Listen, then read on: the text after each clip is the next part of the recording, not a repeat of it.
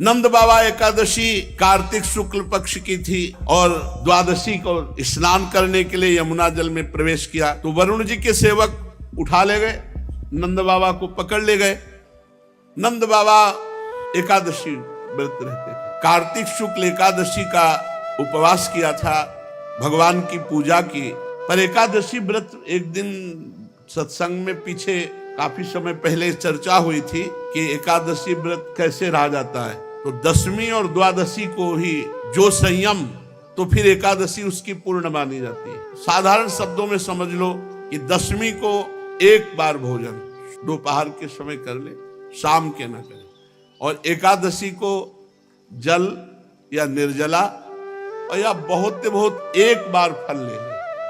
अब तो कई प्रकार के सब चीजें फलाहार में बनती हैं, साबूदाना की खीर, साबूदाना की खिचड़ी, साबूदाना के और भी पदार्थ बहुत से, और कूटू की पूड़ी, कचौड़ी, सिंघाड़े का हलवा, सवा की खीर, सवा, बहुत चीजें, ऐसे बहुत चीजें। एकादशी का मतलब है, अगर आपको लगता है कि हम जल के पान करके केवल 24 घंटा रहना चाहिए, मरोगे नहीं यार, जल है, मरोगे नहीं, आंतों को थोड़ा विश्राम मिल जाएगा। 15 दिन में एक बार आता है। अगर आपको लगता है कि जल से हम बहुत सेवा करने वाले हैं, कार्य नहीं हो पाएगा, तो 2-4 केला की फली ले ली, एक सेव ले लिया, बस। ये छौंक बघारना, जीरा, ये सब मनोरंजन है, मनोरंजन है। हमको तो मनोरंजन ही लगता है कि आप अब 4 पूड़ी, 2 कचौड़ी, कलहरी हुई बढ़िया आलू, अब देखो मतलब, इसके बाद सिंघाड़े का हलवा, सवा की खीर, साबूदाना की खिचड़ी, ये सब देखा है, ये ऐसा नहीं कि देखा नहीं। पर वो रसेंद्री की तृप्ति व्रत नहीं। व्रत का मतलब क्या है? कष्ट सहना, कष्ट सहना, जानबूझकर कष्ट सहा जाता है प्रभु के लिए। खूब दिन भर भजन करो, शाम के एक बार फल ले लो, नहीं तो जल ले लो, जल से काम चला लो। तो बाबा एकादशी रहते थे, और एकादशी की रात को कीर्तन करना चाहिए, पूरी रात जगना चाहिए, तभी एकादशी सफल मानी जाती है। 2-4 भगत मिलकर, ये डाकोर के रामदास जी तो द्वारिकाधीश जाते थे, पूरी रात कीर्तन करते थे, फिर वापस आते थे। भगवान रीझ गए थे उनसे, और भगवान ने कहा हमको लिवा चलो अपने घर। रामदास जी से कहा, रीझ गए, हर एकादशी को ठाकुर जी के पास जाना, रणछोड़ ठाकुर जी के पास, द्वारिकाधीश, उनके दर्शन करना और रात भर कीर्तन करना। एक दिन ठाकुर जी ने कहा, अगली बार अब गाड़ी लेके आना और हम तुम्हारे साथ चलेंगे। तो उनका, प्रभु हमारे साथ चलोगे? आप बूढ़ा शरीर है हमारा, आपका तो नौ किशोर हो, हम कैसे गाड़ी में ले पाएंगे, और बाहर ताला लग जाता है। बोले पीछे की खिड़की हम खोल देंगे और तुम्हारे लिए हम फूल जैसे हो जाएंगे। बोले प्रभु देख लो, बहुत बड़े रक्षक हैं सब इनके, अरे कुछ नहीं होगा, तुम गाड़ी ले आओ ना, हम चलने के लिए तैयार हैं। अब वो गाड़ी ले आए, सब भगत देख रहे थे कि पैदल नंगे पैर आते थे, इस बार गाड़ी पे आए तो सोचा शायद बूढ़े हैं इसलिए बैलगाड़ी से आ गए होंगे। अब भगवान पूरी प्लानिंग बता दिए थे, तो मंदिर के पीछे गए, खिड़की खोल के ठाकुर जी पूरा श्रृंगार सब पहने। बोले लिबास, बोले ना प्रभु, पहले एक भी नग नहीं होना चाहिए, क्योंकि ये सब सेवादारों के काम आएगा। प्रभु हमको तो वैसे डर लग रहा है आपको ले जाने के लिए, आप पहले सब, भगवान ने सब उतार के फेंक दिए, मंदिर में से फैला दिए पूरे आभूषण, कहा अब हमें गोद में लो। भगवान कितने रिझवार है, जो ये ऐसे किया, फूल से गोद में आ गए, तो कुछ कंबल आदि ऐसे गाड़ी में बिछाए थे, भगवान को विराजमान किया और चल पड़े। अब बहुत दूर रणछोड़ ठाकुर से डाकोर है। अब प्रातःकालीन वेला पे जब मंदिर खोले तो देखे आभूषण ठाकुर जी है नहीं, पीछे खिड़की खुले, अरे पक्का वो गाड़ी लेके भगत आया था, उनपे ठाकुर जी बहुत रीझे थे, जरूर ठाकुर जी को भगा ले गए। भगत ठाकुर जी को भगा ले गए। अब जितने पार्षद थे सब घोड़ों से ऐसे सब भाला बर्छी लेकर सब, अरे वो जा रहा है, वो जा रहा है। रामदास जी ने कहा प्रभु आ गए, अब तो बोले देखो ये छोटी सी तलैया थी जल की, बोले इसमें हमको छिपा दो जल में, तो जल्दी से छिपा दिए। तो उन्होंने मतलब ऐसा देखा, कहा ठाकुर ने भालों से मारा, बूढ़े रामदास भगत को भालों से मारा। उधर जब तालाब की तरफ देखा तो खून खून खून, दौड़ करके तो देखा ठाकुर जी के शरीर में भाले लगे हुए और खून। ठाकुर जी ने कहा तुम जैसे निर्दयियों के साथ हम नहीं चलेंगे, हम रामदास जी के साथ जाएंगे। उनका प्रभु आप हमारा जीवन हो, जीवन ही आपसे चलता है। बोले हाँ यही बात तो है ना कि हमसे जीवन चलता है, रामदास हमारे तौल भर सोना दे देंगे तुम्हें, ठीक है? बोले हाँ ठीक है, राजी हो गए। रामदास जी ने कहा प्रभु प्रभु वो ऐसे पिटवा दिए, कह रहे सोना दे देंगे, हमारे पास सोना कहाँ है, गरीब आदमी प्रभु। भगवान ने कहा ले चलो पहले डाको। अब पीछे वो सब भाला बरछी लिए घोड़े पे सवार वहां ठाकुर जी पहुंचे। बोले तराजू लाओ, एक तरफ ठाकुर जी को विराजमान कहो, ए रामदास चढ़ाओ सोना। ठाकुर जी से कहा महाराज, तो बोले एक छोटी सी नथ है ना तुम्हारी पत्नी की, वो ले उतले में हम तौल जाएंगे उतले में हम तौल जाएंगे।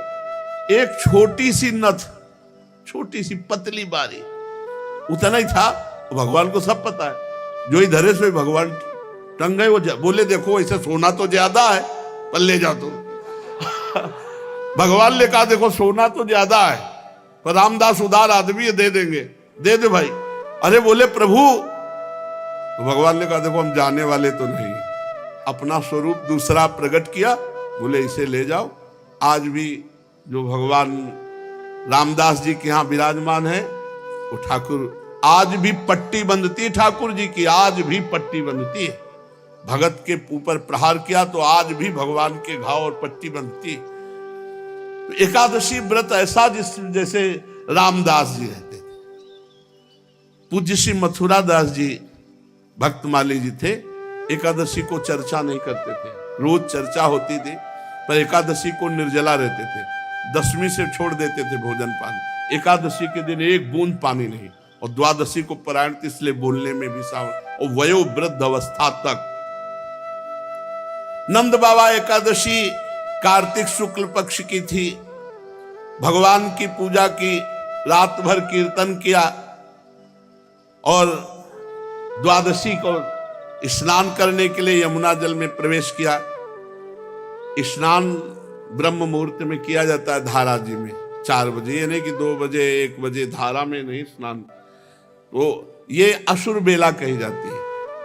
यमुना जल में प्रवेश कर गए, उस समय कोई घड़ी तो थी नहीं, रात में कीर्तन किया और लगा कि प्रातःकाल हो गया क्या, तो यमुना जी में स्नान।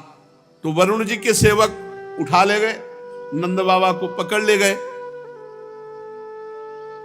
अब सारे ब्रज में हल्ला मच गया, नंद बाबा हो गए। अब पूरे ब्रज के गोप सब श्री कृष्ण से कहा कि पता नहीं कहां नंद बाबा गायब हो गए, तुम ही अपने पिता को ला सकते हो, हे श्री कृष्ण तुम्हारे ऊपर ही हमारा विश्वास भरोसा। सब रोने लगे। भगवान ने कहा रो मत, रोना पीटना बंद करो, नंद बाबा खोए नहीं है, मैं देख रहा हूं। वरुण का सेवक ले गया, अभी मैं लाता हूं। भगवान वरुण लोक पहुंचे। भगवान अंतरिंद्रिय और बहिरिंद्रियों के प्रवर्तक श्री कृष्ण जे ही वरुण देवता ने देखा, सारे जगत के अधीश्वर पधारे, साष्टांग दंडवत। नंद बाबा ने देखा इनके गण तो हमको पकड़ के लाए, तो हमारे कन्हैया की इनका स्वामी साष्टांग दंडवत मारा है। वरुण देवता जे भी देखा भगवान आए, उतर कर साष्टांग दंडवत। अब वरुण देवता भगवान की बड़ी पूजा विस्तार से मंत्रों के द्वारा भगवान। नंद बाबा खड़े खड़े आनंदित हो रहे कि यार मेरे लाला का तो बड़ा नक्शा है, ये वरुण देवता इतनी लंबी दंडवत मार कर बड़ी पूजा विस्तार कर रहा है। वरुण जी ने कहा प्रभु अद्य में निवृत्तो देहोद्यैर्वार्थोऽधिगतः प्रभु त्वत्पादां भाजो भगवन् नवापुः पारमध्वनः नमस्तुभ्यं भगवते ब्रह्मणे परमात्मने न यत्र सूर्यते माया लोक सृष्टि विकल्पना। प्रभु आपकी जय हो। आज मेरा वरुण शरीर धारण करना सफल हो गया। आज मुझे सब कुछ प्राप्त हो गया, सारे पुरुषार्थ मिल गए, क्योंकि आप भगवान जगदीश्वर के चरण सेवा का अवसर प्राप्त हुआ। बाबा, कि हम तो समझते थे भगवान नारायण है, मेरा कन्हैया भी भगवान है। यही तो अब बाबा की और छाती फूल रही, अरे मेरा लाला भगवान है। प्रभु आपके चरण कमलों की सेवा का अवसर मिला, हम तो भवसागर से पार हो गए। आप भक्तों के भगवान, वेदांतियों के ब्रह्म और योगियों के परमात्मा हैं। प्रभु आपके स्वरूप में विभिन्न लोकों की सृष्टियों की कल्पना करने वाली माया नहीं है, ऐसा श्रुति कहती। हे श्री कृष्ण, मैं आपको नमस्कार करता हूं, बार बार दंडवत। प्रभु क्षमा करना, है मेरा सेवक अज्ञानी था जो नंद बाबा को अनजाने में ले आया, ये अपने कर्तव्य को नहीं जानता। प्रभु ये आपके पिताजी हैं, आप ले जाओ और मुझे क्षमा करो। वरुण जी, वरुण कान पकड़ रहे हैं, स्तुति कर रहे हैं, बार बार दंडवत कर रहे हैं, क्षमा मांग। गोविंद, मैं नहीं जानता था कि आपके ये पिता है, आप बड़ा प्रेम भाव रखते हो, मुझे क्षमा कर दीजिए। प्रभु सेवक से गलती हो गई, नाथ क्षमा कर दीजिए, और मैं सदैव आपका दास हूं। हे श्री कृष्ण, जब कभी कोई भी आज्ञा। बार बार वरुण जी महाराज दंडवत। वरुण जी ने बड़ी स्तुति प्रार्थना की। भगवान श्री कृष्ण ब्रह्मादि ईश्वरों के भी ईश्वर हैं। फिर लोकपाल वरुण ने भगवान की 4 परिक्रमा की, दंडवत की, बार बार क्षमा याचना की। नंद बाबा बड़े आश्चर्य में, नंद बाबा को लिया ब्रज में आए। अब सुबह बैठक बुलवाई गई।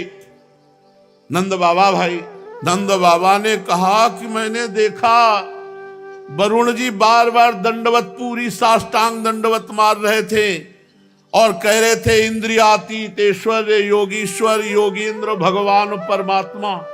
कन्हैया को कह रहे थे, बार बार कान पकड़ रहे थे, झुक झुक कर प्रणाम कर रहे थे। अरे बड़ा आश्चर्य में बात, मेरा कन्हैया भगवान निकला।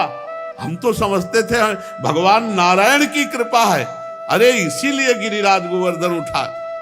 भगवान के प्रेमी गोप सुन करके बड़े आश्चर्य में हो गए, ये कन्हैया भगवान है, हमारा सखा भगवान है। बड़ी उत्सुकता हुई। नंद बाबा के पास से जब हटे गौएं चराने गए ब्रह्म हृदय, तो सब सखा ने कहा, ए भगवान सुनो, तुम भगवान हो।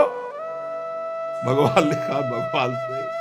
कन्हैया ने कहा भगवान, तुम वैकुंठ के नाथ भगवान हो, तो हमें वैकुंठ दिखाओ अगर भगवान हो।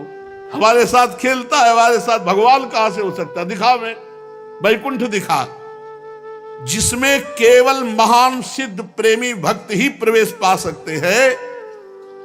ऐसे वैकुंठ दर्शन की जो मायातीत स्वधाम है, भगवान अपने गोप सखाओं की अभिलाषा पूर्ण करने के लिए तत्काल कहा, इस ब्रह्म हृदय में स्नान कराओ, जहां क्रूर जी को स्नान।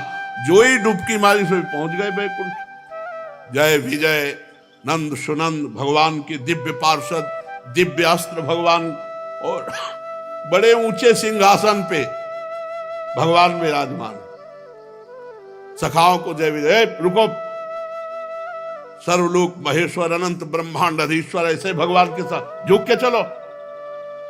दूर से बोले हमें नहीं चाहिए वैकुंठ, इतने ऊंचे में वो बैठा है और यहाँ सब हमको दबका रहे, हमारा कन्हैया ही जिससे हम खेलते, हमें वैकुंठ भूल कर वैकुंठ नहीं चाहिए। सोई ऐसे उछरे। भगवान ने कहा, बोले कन्हैया एक बात मांगू, तू मेरा नित्य सखा है, मेरा प्राण, तू मुझे कभी वैकुंठ मत भेजना। मुझे जहां इतनी दूरी हो और जहां ऐसा शासन हो, मुझे वो अपना कन्हैया प्यारा लगता है, जिसके साथ मैं खेलता हूं, जिसके साथ मैं खाता हूं, जिसके साथ विभिन्न प्रकार की क्रीड़ाएं करता हूं। ब्रजवासियों को वैकुंठ फीका लगा। भगवान के प्रेम धाम वृंदावन ब्रज धाम से भी श्रेष्ठ वैकुंठ को माना जाए तो आप सोचो ब्रजवासियों को अच्छा नहीं लगा और मना कर दिया कि कन्हैया एक बात मुझे दे कि इस ब्रज से कभी मैं बाहर न जाऊं, यहीं का बंदर बनाओ, यहीं की चिड़िया बनाओ, यहीं के पशु पक्षी लता बनाओ, मुझे वैकुंठ नहीं चाहिए। इस संसार में जीव अज्ञानवश शरीर में आत्मबुद्धि करके भांति भांति की कामना करता है, उसकी पूर्ति के लिए पूरा जीवन नष्ट कर देता है, फिर उसके फलस्वरूप वो पशु पक्षी कीट योनियों में जाता है, इसलिए अपनी गति को पहचान नहीं पाता। परम दयालु भगवान ने अपने सखाओं को मायातीत वैकुंठ धाम का दर्शन कराया। भगवान ने फिर सखाओं को ब्रह्मबोध कराया, जिसका सत्य ज्ञान अनंत सनातन ज्योतिष स्वरूप समाधिनिष्ठ गुणातीत पुरुष ही पाते हैं।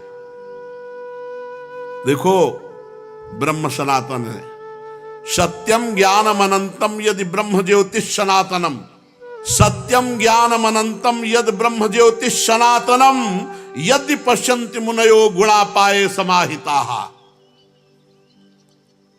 जिसमें अक्रूर जी को भगवान अपने स्वरूप का दर्शन कराएंगे, उसी हृदय में स्नान करा करके परम धाम का दर्शन कराया। दिव्य भगवत स्वरूप लोगों को देखकर समस्त गोप आनंद में मगन हुए। भगवान श्री कृष्ण मूर्तिमान ब्रह्म है, मूर्तिमान परमात्मा है, मूर्तिमान भगवान है। ये सब गोपों को आश्चर्यचकित हुआ कि हमारे कितने अहोभाग्य कि हम ब्रह्म परमात्मा भगवान अपने लाडले कन्हैया के हैं। यही ब्रजवासियों की आज भी महिमा है। जो यहाँ के खाटे ब्रजवासी हैं पुराने, ठाकुर जी के प्रति उनके हृदय में अपार संबंध प्रेम है, जैसे घर का, ऐसी बात है। उनके लिए भगवान नहीं नजर आते, उनको मेरे कृष्ण। देखो नंदगांव के जब आते हैं ना, उनकी ठसक झलकती है। बरसाने के जब श्री जी के जन आते हैं ना, उनकी ठसक झलकती है। ब्रजवासियों से जब बात करो ना तो ठसक झलकती, सच्ची कहते हैं। आएंगे, प्रणाम करेंगे, प्रसाद देंगे और फिर कहेंगे ए बाबा तो आशीर्वाद दूं, लंबी आयु तेरी, कोई नहीं बिगाड़ सकता। अरे लाडली जी की कृपा, वो कहे अरे नंद लाला की कृपा। तो यही ब्रजवासियों की कृपा जिस पर हो जाए तो ब्रजराज उसको कभी छोड़ नहीं सकते। इसलिए इनकी बाहरी वाणी पे मत जाना, बाहरी व्यवहार पे न जाना। इनका व्यवहार थोड़ा टेढ़ा है, वाणी थोड़ी कड़वी भी हो सकती है। इनकी जबान की बात है, हृदय बहुत बहुत प्यारा हृदय है, ये हमने देखा। उनका व्यवहार देखो, ये भगवान के सखागण हैं। इनकी बात समस्त ब्रजवासियों के चरणों में कोटि कोटि वंदना। जिनको श्री कृष्ण प्यारे लगे, वैकुंठ भी प्यारा नहीं लगा। आज भी ऐसे श्री कृष्ण के प्यारे ब्रजवासी जन है। इनका टूक, इनकी चरण रज और इनका आशीष हमको निश्चित प्रिया प्रीतम से मिला देगा। शेष चर्चा आगे। श्री राधा वल्लभ लाल।